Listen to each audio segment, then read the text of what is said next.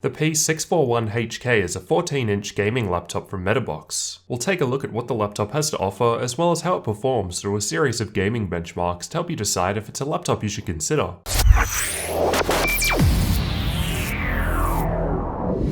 Inside the box, we've got the laptop itself, manual and warranty information, power brick, and power cable. To start, let's look at the specs of the model I've got here, as you can configure it a bit while ordering. There's an Intel 7700HQ quad-core Kaby Lake CPU, which runs at 2.8GHz and can tab up to 3.8GHz. I've got 16GB of DDR4 memory running at 2400MHz here, but the two slots can support up to 32GB. For storage, there's a 256GB SK Hynix M.2 SATA SSD and a 1TB Seagate 5400 RPM hard drive installed. For the graphics, we've got Nvidia's 1050 Ti in combination with a 14-inch 1080p 60Hz IPS panel, and we'll see how this performs later in the benchmarks. For the network connectivity, there's a gigabit Ethernet port and Intel 3168 AC Wi-Fi, which supports up to 802.11ac, as well as Bluetooth 4.0, but this too can be upgraded. The laptop has a black matte look to it, on both the outside of the metallic lid and the plastic interior. The physical dimensions of the laptop are 34.9cm in width, 24.7cm in depth, and 2.54cm in height. The total weight of the laptop is advertised at starting at 2.0 kilos, but this can of course change depending on the selected components. In my own testing, I found this one to weigh just under 2.1 kilos, and just under 2.7 kilos with the power brick and cable for charging, so it's fairly portable. As mentioned, the screen is a 14-inch 60Hz 1080p IPS matte panel, no G-Sync available here.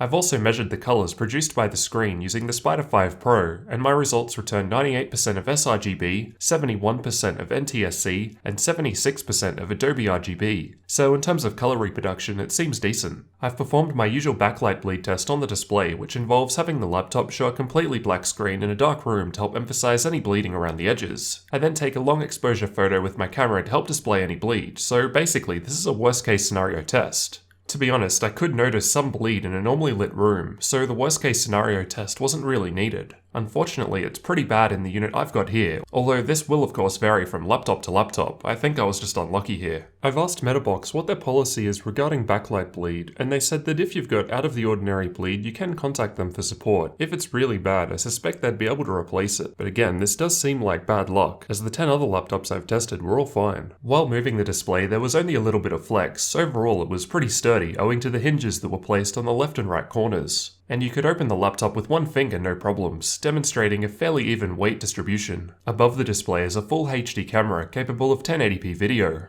Although the camera does look a bit grainy, it's definitely noticeably better than all of the 720p cameras I've tested. The microphone also sounds really good, but you'll be able to hear that for yourself. The keyboard seems mostly the same as other Metabox laptops I've tested recently. It's nice to type with and I had no problems using it. There's white LED backlighting available, which can be adjusted through 5 brightness levels, but no RGB with this model unfortunately. There was a little bit of keyboard flex while pushing down fairly hard, but overall it felt pretty solid, and this wasn't an issue while typing normally. I also found the touchpad to work pretty well. It's got a light matte surface and there are physical left and right buttons which weren't too clicky. Moving on to the available I/O, on the left there are 2 mini DisplayPort 1.2 outputs, HDMI 2.0, USB 3.0 Type A port, USB 3.1 Gen 2 Type C port, and 3 3.5mm audio jacks for headphones, mic, and SPDIF. Over on the right there's a full-size SD card reader, 2 more USB 3.0 Type A ports, gigabit Ethernet port, and Kensington lock. There's nothing on the front other than some status LEDs, and nothing on the back other than a couple of air exhaust vents towards the corners, and power input in the center. Up on the lid there's the Metabox logo and some lines with a mirrored finish on the sides. Both the lid and the interior show fingerprints fairly easily, but they're easy enough to wipe away. Underneath there's some air intakes to keep everything cool, as well as some rubber feet which both help prevent the laptop from moving around on flat surfaces when in use, and also rise it up slightly to help let cool air in. The speakers are found underneath the display, and I found them to sound pretty good. They have a little bass and still sound fairly clear, even at higher volumes. Powering the laptop is a 45 watt-hour 3-cell battery, and with a full charge and just watching YouTube videos with the screen on half brightness, keyboard lighting off, and background apps disabled, I was able to use it for 3 hours and 2 minutes with just the built-in Intel graphics. While playing The Witcher 3 with medium settings and Nvidia's battery boost set to 30 FPS, the battery lasted for 40 minutes. Overall, I thought the battery life was pretty fair considering the specs and the size of the laptop. During normal use with an ambient room temperature of 25 degrees Celsius, the CPU idled at 48 degrees Celsius, while the GPU idled at 47 degrees Celsius. And here are the external temperatures of the laptop where you'll actually be putting your hands. It did feel a little warm, getting up to 36 degrees Celsius in some places, but it wasn't too bad. While idling, it sat at around 36 decibels, and here's what that sounded like. With the CPU and GPU maxed out for half an hour using the Heaven benchmark in Ada 64 with the same room temperature, the CPU reached a maximum of 77 degrees Celsius, while the GPU peaked at 73 degrees Celsius. So overall, it actually stayed fairly cool compared to other larger laptops I've tested. The keyboard area got a fair bit warmer, up to 51 degrees Celsius in some areas, and was noticeably warm to type on. With the default fan profile, the laptop was sitting at around 51 decibels, and here's what it sounded like. With the fans manually maxed out, the CPU and GPU dropped by around 1 and 2 degrees respectively. The keyboard area temperature didn't really change, and the maximum noise the laptop was making rose slightly to 53 decibels, which is pretty standard for a gaming laptop under full load. Here's how that sounded for comparison.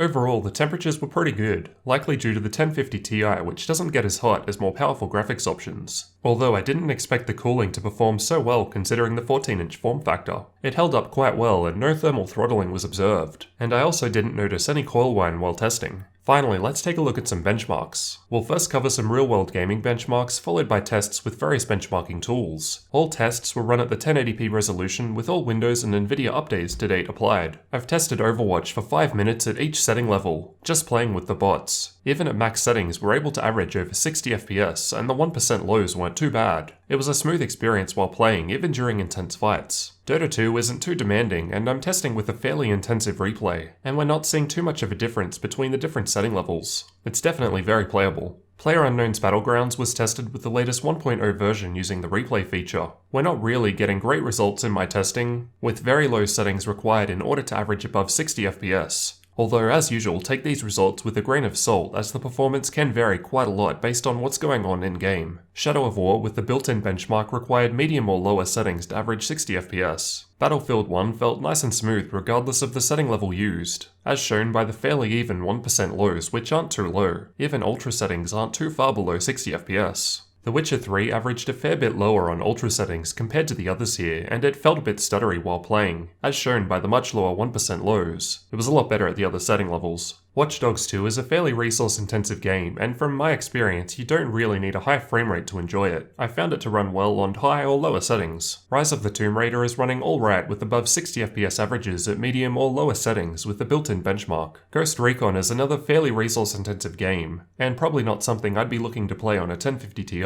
Ultra settings are way too overkill for these specs with the built-in benchmark tool, with 60 FPS only achievable at minimum settings. Doom performs mostly the same regardless of the setting level used, and even with ultra settings we're averaging close to the 60 FPS sweet spot. It felt nice and smooth the whole time while running, as shown by the fairly high 1% lows. While most games tested ran at acceptable frame rates at lower settings, you may want to look at getting a 1060 instead for solid 60 FPS gaming with high settings in more graphically demanding titles. However, the 1050 Ti is capable of providing an acceptable experience, especially with lower demanding games such as Overwatch. It comes down to what sort of games you plan on playing. Now onto the benchmarking tools. While a useful indicator, note that these results are generally less practical compared to the real-world gaming results previously shown. We'll start with the Unigine benchmarks. This is how the laptop performed in the Heaven benchmark with the tessellation set to extreme and anti-aliasing on 8. Here's how the Valley benchmark performed with the anti-aliasing on 8 at various graphics settings. And finally, these are the 1080p results from their newest superposition benchmark. For the final graphics benchmarks, I ran Firestrike and TimeSpy from 3DMark and got scores of 6,709 and 2,505 respectively, so about what you'd expect from a 1050 Ti. In Crystal DiskMark, the 256GB SATA 3 M.2 SSD performed around 550 MB per second in sequential reads and 2070 MB per second in sequential writes, so fairly typical for a SATA 3 based SSD. The 1TB hard drive gets around 110 MB per second in sequential reads and 100 MB per second in sequential writes. Again, pretty typical for a 5400 RPM hard drive. At minimum specs, so without the 1TB hard drive and with 8GB of RAM, the laptop starts at 1,499 Australian dollars, so about 1180 USD for my international viewers, and will of course vary based on your final hardware selection. For the exact configuration I've got here with the extra disk and RAM, it's an additional 170 Australian dollars.